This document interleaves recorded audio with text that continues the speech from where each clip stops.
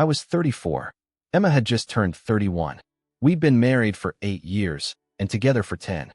From the outside, we were that couple, the kind people envied. A cozy house tucked into a quiet neighborhood, weekend getaways, shared playlists, inside jokes. I used to catch her watching me when I wasn't looking, like she still couldn't believe I was hers. And I felt the same. We had a morning routine, coffee at 7:15, her half asleep in my hoodie, me scrambling eggs like always. She'd kiss me on the cheek before I left for work, still barefoot, humming something under her breath. I didn't realize how precious that moment was, how much I'd miss it. There were no screaming matches, no slammed doors, no signs you could point to and say, "That's where it started." It was more like a slow, silent drift. A feeling I couldn't name at first. A heaviness in her eyes. A slight delay when I told her I loved her. But I ignored it. Life gets busy. People change. You adjust. I worked long hours in tech, 10, sometimes 12-hour days. She was a freelance designer, working from home. Flexible hours. Lots of client calls. Lots of time alone. I trusted her completely. Maybe that's the part that hurts most. Not what she did, but how blind I was to it. How I believed so deeply in a version of us that didn't exist anymore. The first time I noticed something off, it was small. She had changed her phone password. She said it was for security. I believed her. Because when you're in love, you don't think of betrayal. You think of forever. It began with silence. Not the comfortable kind. The kind that creeps in when two people stop needing to talk. This silence had edges. It settled between us during dinners, car rides, even lazy Sunday mornings. Emma would smile, but the smile never reached her eyes. She'd laugh, but it felt rehearsed. At first, I blamed myself. Maybe I wasn't present enough. Maybe work had pulled me too far. So I started coming home earlier, surprising her with her favorite coffee, booking reservations at the places she used to love. She'd always say thank you, but her eyes would flick back to her phone, and something in her tone felt distant, like I was a guest in my own marriage. Then came the late nights. Client emergencies, she said. Tight deadlines. She'd work in her studio upstairs, door half closed, soft music playing. I wanted to believe her. I really did. But I'd catch glimpses of her whispering on the phone, pausing when I walked by, the screen flipped down. I told myself not to snoop. Trust is everything, right? But the tension grew. Her scent started changing, not her perfume, but a different cologne lingering on her skin sometimes. Faint, but there. One night, I woke up at 2 a.m. and realized she wasn't in bed. I found her downstairs on the couch, scrolling her phone with a blanket around her. She jumped when I spoke her name. "Just couldn't sleep," she mumbled. Neither could I after that. The doubt started to fester. I didn't want to be that guy, paranoid, insecure. But a part of me, the quiet part one tried to ignore, started whispering something awful. Something was wrong. Terribly wrong. I never set out to catch her. That wasn't my intention. It started because of something simple. We had a string of small break-ins in the neighborhood. Packages stolen, car doors checked at night. It made the local Facebook group explode. I didn't want to take chances, so I installed a few security cameras, one facing the driveway, another by the front door, and a third, almost as an afterthought, in the living room, angled toward the main hallway. Emma didn't even question it. She barely noticed. Weeks went by. Nothing unusual. No porch thieves, no suspicious activity. I stopped checking the footage. Forgot it was even there. Until one Friday evening, I had to fly out of town for a quick conference. Just 48 hours. I kissed Emma goodbye at the airport.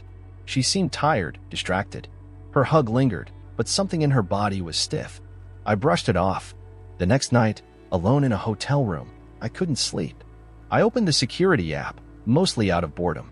Clicked through the front door camera. Nothing. Same with the driveway. Then I tapped into the living room feed. The motion alert had gone off at 9:42 p.m. I watched. Emma entered, barefoot, in one of my old t-shirts. She paced the room, phone in hand. Then, minutes later, the front door opened, not forcefully, but gently. A man stepped in. Tall, confident, familiar in the way strangers sometimes are. She didn't hesitate. They kissed like it wasn't the first time. I sat frozen. My heart didn't even pound. It just stopped. The way her hands curled into his shirt. The way they moved together, like it was routine. Like they'd done it here before. In our home. In the space we built together. I watched the footage on loop, as if the ending would change. But it didn't. The camera doesn't lie. and my marriage had just become a stranger. I flew home the next morning, earlier than she expected. She didn't hear me come in. I stood in the doorway for a moment, suitcase still in hand, watching her move around the kitchen like it was just another morning, like she hadn't let another man touch her in our living room 2 nights ago. She wore the same hoodie she always did when I returned from trips. The same soft smile played on her lips, practiced, easy, but I couldn't return it. "Emma," I said. She turned, startled. "You're home early." I nodded, staring at her. My heart was trying to hold it together. My mind screamed. She came toward me, arms out for a hug. I stepped back. That's when her face changed. Confusion, then concern. "What's wrong?" she asked. I didn't answer. I pulled out my phone, brought up the footage, turned the screen toward her. Her breath caught. She didn't speak, just stared. "I watched it," I said. My voice was low, controlled. "All of it." Her lips parted. No words came out. "Was this the first time?" I asked. "Or just the first time I caught it?" Silence. The room felt like it was collapsing inward. She looked small, not guilty, not remorseful, just caught. I didn't plan for it to happen. She whispered it eventually. "Don't insult me," I said, sharper now. "Don't turn this into a mistake. You invited him into our home." Tears welled in her eyes, but I felt nothing. Not anger, not grief, just a cold, sharp emptiness where love used to live. "I was lonely," she finally said. I laughed, not because it was funny, but because it was pathetic. "I was standing 10 feet away from you every night, and you chose to be alone." She reached for me. I stepped back again, this time for good. That night, I slept in the guest room. Well, slept isn't the right word. I laid there, staring at the ceiling, feeling every beat of my heart like a countdown to something I didn't understand. My body was still, but inside I was unraveling. Images from the footage kept looping in my mind, every frame etched into my memory like a scar that wouldn't fade. I could hear her crying on the other side of the wall. Soft sobs. I used to rush to her whenever I heard that sound. Now, I couldn't even move. Morning came, but it didn't feel like a new day. Just more of the same hollow hours. I didn't eat. I didn't speak. I just sat at the kitchen table staring at the coffee she used to make. It was still brewing when she came downstairs, eyes swollen, voice shaking. "I don't know what to say," she whispered. I didn't answer. There were no words that could undo what I saw. No apology that could make my heart forget. My phone buzzed with messages. Work, friends, life still moving. But mine had stopped. Everything felt fake. My job, my house, even my own reflection. I wandered the rooms of our home like a ghost. I paused by the photos on the wall, vacations, birthdays, her hand always in mine. I used to think those smiles meant something unbreakable. Now, I couldn't even look at them. That night, I broke. I sat in the shower, fully clothed, letting the water drown out my thoughts. I wept like I hadn't wept in years. Loud, ugly sobs I couldn't control. It wasn't just heartbreak. It was the death of something sacred. The erasure of a life I thought I understood. I wasn't just mourning her betrayal. I was mourning the man I used to be before I knew. The days after felt like walking through fog. Everything looked the same. The walls, the floor, the way the light came through the blinds. But none of it felt familiar anymore. I had become a stranger in my own life, trying to trace the outlines of what went wrong. I kept asking myself, was I blind? Was I boring? Did I miss something she needed? I didn't tell anyone at first. Not friends, not family. How could I? There's a kind of shame that comes with being betrayed.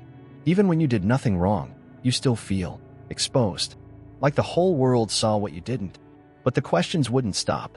I went for long drives with no destination. I sat in parking lots for hours, watching couples walk by, wondering if their smiles were real or if one of them was faking it too. I tried to find answers in podcasts, books, even forums, strangers pouring their heartbreak into threads, searching like me. Eventually, I talked to Mark, my closest friend since college. I didn't plan on it, but when he asked, "Hey man, everything good?" I just cracked. I told him everything. The footage, the confrontation, the silence afterward. He didn't say much, just sat there with me. And that meant more than advice ever could. "She made her choice," he finally said. "You didn't deserve that." But part of me still wanted to believe there was a reason. That if I could just understand why, maybe it wouldn't hurt so much. Maybe I could start breathing again. I asked Emma one night, when the house was quiet, "Did you love him?" She hesitated. then whispered, "No, it wasn't about love." That answer should have comforted me.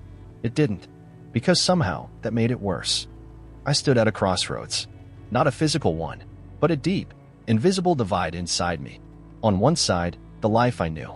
The familiar rhythms, the shared memories, the woman I still loved even as she broke me. On the other side, the unknown. Cold, empty, free. I wanted to believe there was something left to save. That all the years, the laughter, the little inside jokes we built, they still meant something. That they were real. But every time I looked at her, I saw the footage. Not just the kiss. The comfort. That haunted me more than anything. She kept saying she was sorry. That she didn't know why she did it. That it didn't mean what I thought it meant. But how do you explain bringing another man into our home? Our living room? Onto the couch where we watched movies, where she used to fall asleep on my chest. I couldn't sleep. Couldn't eat. My body was tired, but my mind wouldn't stop spinning. And in that spinning, a quiet voice kept rising. "You can't stay here." I didn't want revenge. I didn't want to scream. I didn't even want her to hurt the way I was hurting. I just wanted peace. Silence. A place where the air didn't feel so heavy. So I started packing. Not loudly. Not angrily. Just methodically. A few shirts. My laptop. The essentials. She watched me from the hallway. "Are you leaving?" she asked, her voice barely a whisper. "I don't know," I replied honestly. "But I can't be here. Not right now." She didn't try to stop me. And maybe that hurt the most. I moved into a small Airbnb across town. It wasn't much, just a one-bedroom with creaky floors and a mattress that sagged in the middle, but it was quiet. And more importantly, it was mine. No memories lingered in the corners. No ghosts of laughter or betrayal. The first night, I sat alone on the edge of the bed, listening to the silence. No footsteps upstairs. No humming in the kitchen. No soft voice asking if I wanted tea. Just the hum of the refrigerator and the occasional passing car. And it hit me. This was the first time I'd been truly alone in over a decade. I thought the loneliness would be unbearable, but in a strange way, it felt like breathing after being underwater for too long. Painful, yes, but necessary. Emma texted me once the next morning. "Did you eat?"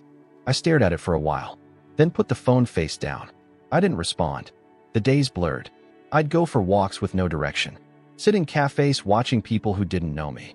I saw couples, hands held loosely, easy laughter, and I wondered if any of them were pretending. If one of them was already slipping away. The house we once shared felt distant now. I avoided the security app completely. I couldn't bear to see our couch again. Not the one I bought on a rainy Tuesday, where we once argued over throw pillows and laughed until we cried. She called once. I didn't answer. It wasn't anger anymore. It was something colder. Numbness. Like my heart had gone into survival mode. I wasn't sure if this was healing or just hiding. But for now, distance was the only thing keeping me from falling apart again. It was a Wednesday afternoon when I got the message. From an unknown number. No name, no greeting, just a single line. "You're not the only one she's done this to." At first, I thought it was spam. Some sick joke. But curiosity got the better of me. I replied, "Who is this?" The typing dots appeared, then vanished, then came back. "You don't know me, but I knew her before you." My stomach turned. I stared at the screen, heart racing. Was this someone from her past? Someone she kept hidden? They sent a photo next. A grainy shot of Emma, years younger, laughing in a cafe with a man who wasn't me. The timestamp was from long before our wedding. I almost dismissed it, until the second photo came. This one was recent. Too recent. It showed her and the same man, only now, it was from just 2 months ago. Same guy. Same smile. Same comfort. I felt sick. Who was he? Why hadn't she mentioned him? And why was he back now? I called Mark. Told him everything. He was silent for a long time. "You think she's been seeing him this whole time?" he asked.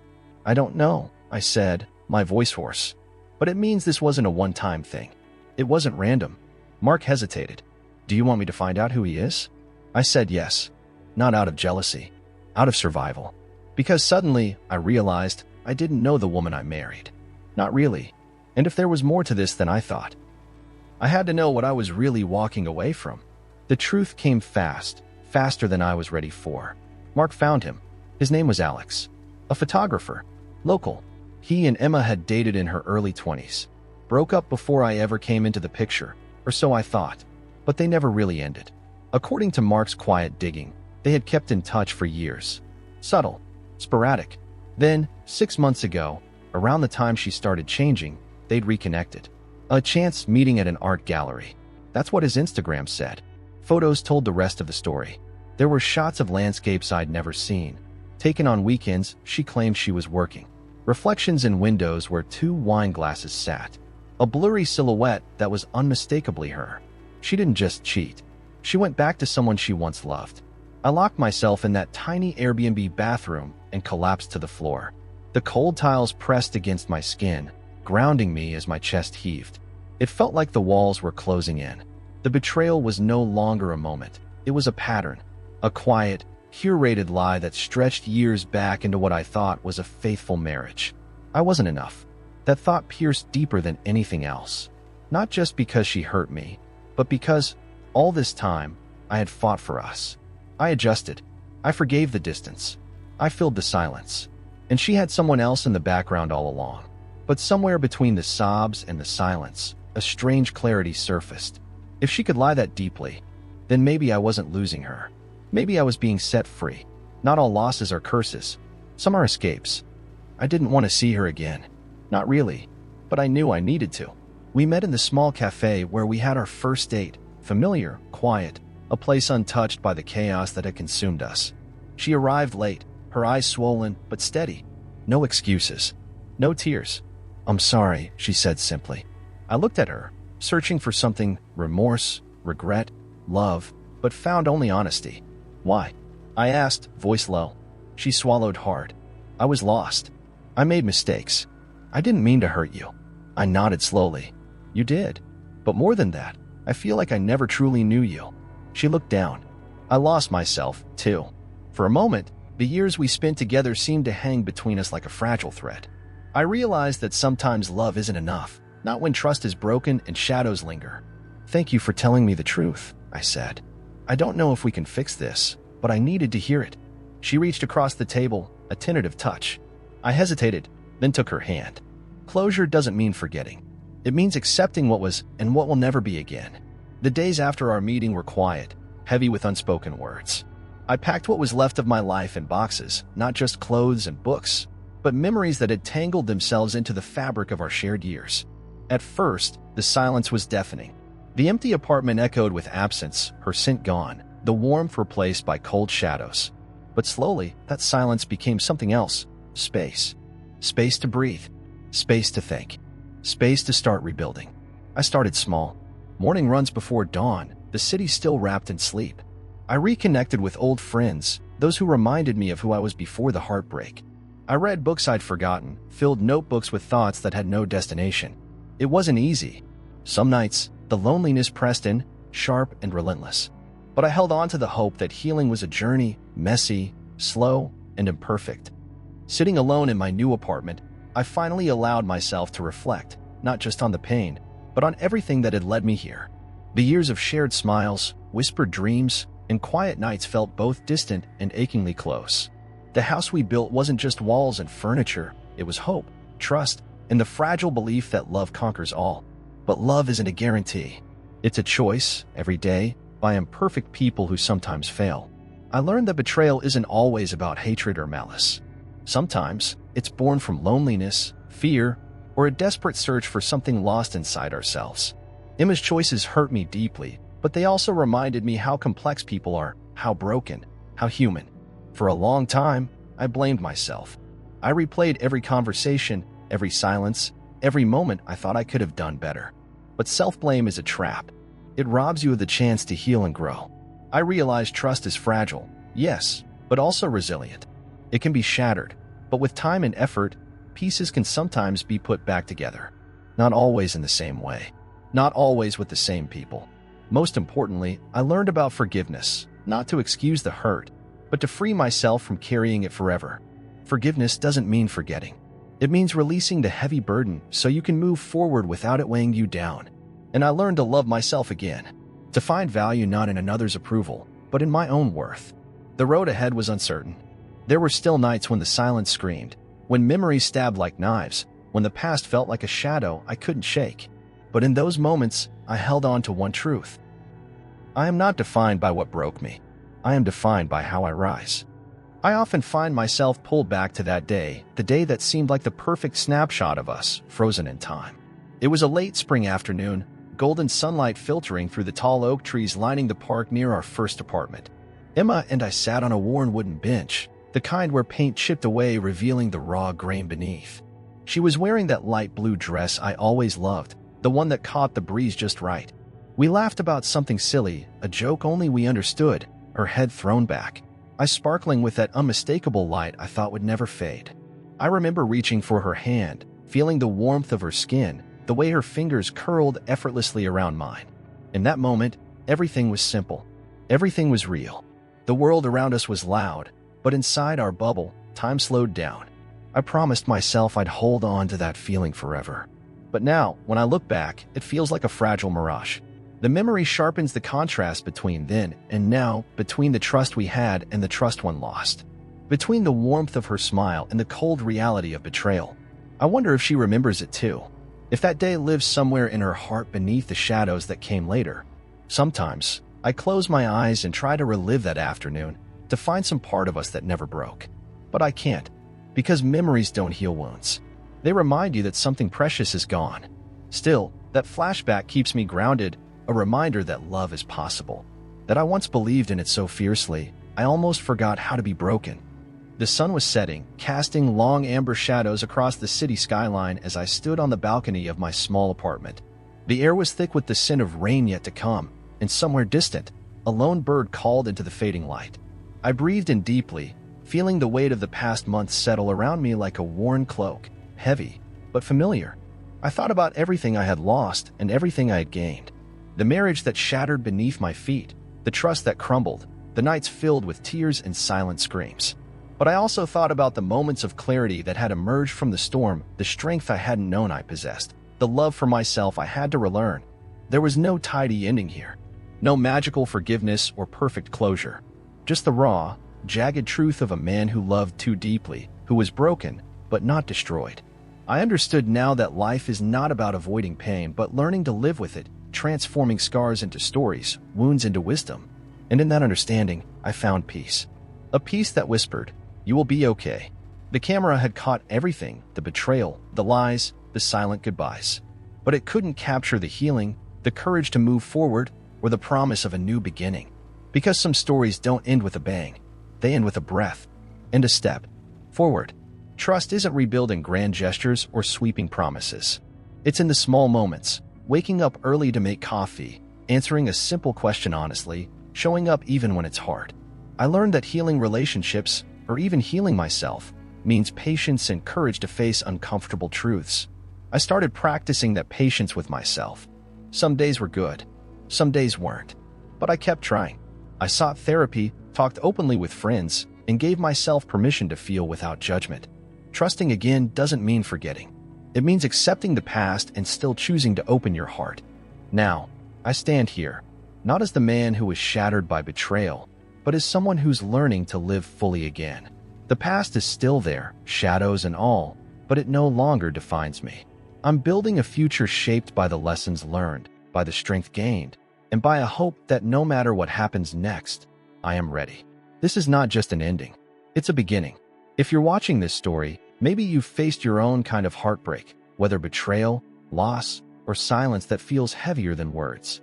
I want you to know you're not alone. Life can break us in ways we never expect, but it can also teach us how to rebuild. Healing is messy, it's slow, and sometimes it's painful, but it's possible. If this story resonated with you, please hit subscribe and turn on notifications. More stories like this are coming, raw, real, and unfiltered. And remember, no matter what you're going through, there is hope on the other side of pain. Thank you for listening to my story.